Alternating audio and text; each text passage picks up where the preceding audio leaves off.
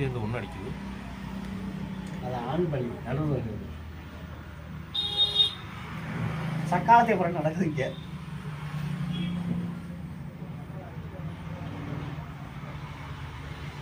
பிடிச்சா கூட தெரியாது.